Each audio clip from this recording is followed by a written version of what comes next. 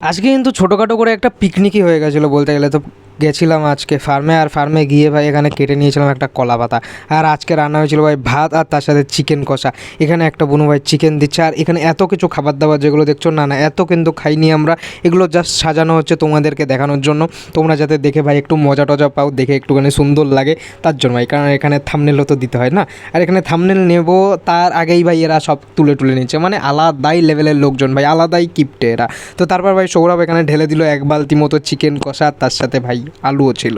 আর আলুটা বেসিক্যালি আমি যেই নিতে যাচ্ছিলাম সেই অন্য একজন নিয়ে নিল। যাই হোক ভাই, আমি চিকেনের পিসটা নিয়ে নিয়েছি, কিছু করার নেই। তো আজকে রান্না করেছিল একটা বুনু, আর তার সাথে হেল্পার অবশ্যই সবাই ছিল, সবাই মিলে হেল্প করেছে, সবাই রান্না বান্না করেছে।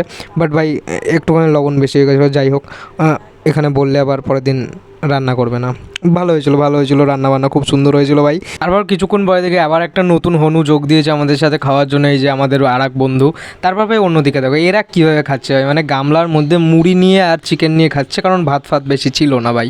তো তারপর ভাই আমরা বেরিয়ে পড়েছিলাম একটু ঘুরতে যাওয়ার জন্য। তো তারপর দেখছি ভাই এখানে চলে এসেছিলো একজন মুখ্যমন্ত্রী, আসামের মুখ্যমন্ত্রী ভাই, এরকম একটা নতুন হেলিকপ্টার কিনে নিয়ে এসেছে আজকে।